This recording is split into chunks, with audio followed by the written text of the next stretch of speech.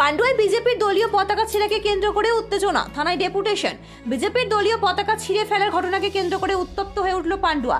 বিজেপির অভিযোগ, পান্ডুয়ার টেলিপাড়া মোড় থেকে মেলাতলা পর্যন্ত রাস্তার ধারে বিজেপির বহু দলীয় পতাকা লাগানো ছিল।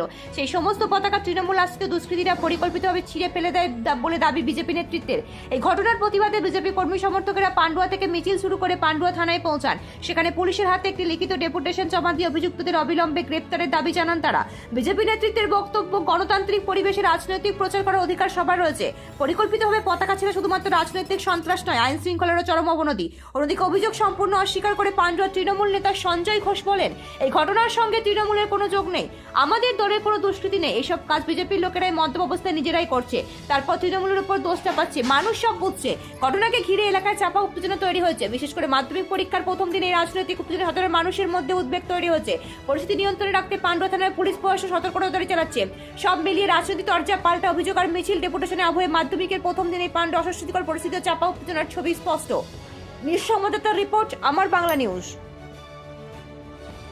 দেখুন, গতকাল রাত্রেবেলা আমাদের যে ভারতীয় জনতা পার্টি বিজেপি যে দলীয় কার্যালয় আছে, দলীয় কার্যালয়ে আমাদের একাধিক ঝান্ডা লাগানো ছিল এবং দলীয় কার্যালয় থেকে মেলাতলা বিবেকানন্দনগরের মোড় পর্যন্ত আমাদের বহু ঝান্ডা লাগানো ছিল।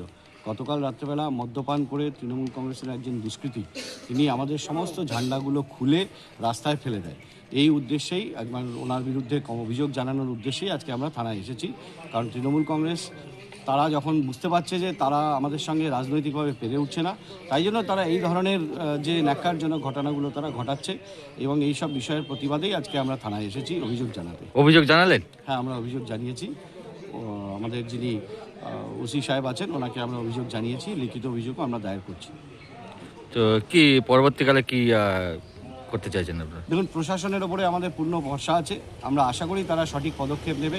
আর সবথেকে বড় ব্যাপার হচ্ছে আজ এখন মাধ্যমিক পরীক্ষা চলছে, সেই জন্য আমরা অন্য ধরনের কোনো আন্দোলন বা কর্মসূচির মধ্যে আমরা যাব না, কারণ এই ভোগান্তিটা আমরা একেবারেই চাই না মানুষের জন্য। তো আমরা মাধ্যমিক পরীক্ষার পরবর্তীকালে যদি প্রশাসনের তরফ থেকে সঠিক পদক্ষেপ না হয়, মাধ্যমিক পরীক্ষার তারপরে আমরা অন্য পদক্ষেপের চিন্তাভাবনা করব। আপনাদের উচ্চ নেতৃত্ব কি জানাবেন এটা? অবশ্যই আমরা জানাবো উচ্চ নেতৃত্বের ইতিমধ্যেই আমরা ইনফরমেশন দিয়ে দিয়েছি। কি নাম আপনার? আমার নাম অমিতাভ ঘোষ, পান্ডুয়া বিধানসভার কনভেনর, ভারতীয় জনতা পার্টি। ভারতীয় জনতা পার্টি। করছে যে তৃণমূলের কিছু দুষ্কৃতী তারা তাদের দলীয় পতাকা থেকে নাকি ছিঁড়ে ফেলে দিয়েছে রাস্তাতে, কি বলবেন এটা নিয়ে? তৃণমূলের দুষ্কৃতি আছে, দুষ্কৃতি তো বিজেপির মধ্যে আছে। দুষ্কৃতির মধ্যে যদি বলতে হয়, সমাজ বিরোধী হচ্ছে অমিত শাহ, যে 86 দিন জেল খেটে এসছে মার্ডার কেসের আসামি।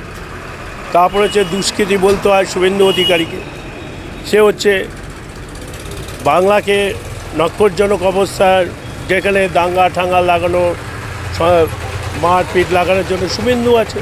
তৃণমূল কোথায় কি ঘটনা ঘটিয়েছে দেখান তো। এই যে আপনারা যেটা বলছে ঝান্ডা, তৃণমূলের ঝান্ডা ছাড়া বিজেপির ঝান্ডা আছে। আজ এটা হচ্ছে যেটা বলছেন, ওরা নিজেরাই মদ খেয়ে নিজেরাই সব কিছু করে নিজেরাই লোক সাজিয়ে নিয়ে এটা করেছে। পান্ডুয়া সঞ্জয় ঘোষের ক্ষমতা নেই যে বা ওদের ঝান্ডা খুলবে। যে সঞ্জয় ঘোষ আছে বলে এখন ওরা গণতন্ত্রের মাধ্যমে এখনও রাজনীতিটা করতে পারছে। আমরা গণতন্ত্রকে বিশ্বাস করি, আমাদের নেত্রী গণতন্ত্রকে বিশ্বাস করে, নেতা গণতন্ত্রকে বিশ্বাস করে। তৃণমূল আছে এবং দুষ্কৃতি আমাদের মধ্যে নেই। দুষ্কৃতি, বড় দুষ্কৃতি হচ্ছে বিজেপি, সমাজ বিরোধী বিজেপির মধ্যে আছে। প্রত্যেক দিন দেখবেন সমাজ বিরোধী ধরা পড়েছে বিজেপি, দুষ্কৃতির মধ্যে ধরা পড়েছে বিজেপি সবই আছে। তার মানে বলতে চাইছেন যে বিজেপি নিজেরাই করেছে এটাকে? আরে নিজেরাই করেছে, নিজেরাই করেছে। ওদের কোনো অস্তিত্ব আছে? যদি আজকে অস্তিত্ব থাকতো তাহলে ওদের সঙ্গে হাজার হাজার লোক বেরোতো। আছে তো হারাধনের 10টি ছেলে, তার মধ্যে 2টো হারিয়ে গেছে, 8 জন আছে। হারাধনের 10টির মধ্যে 2টো হারিয়ে গেছে, 8 জন আছে।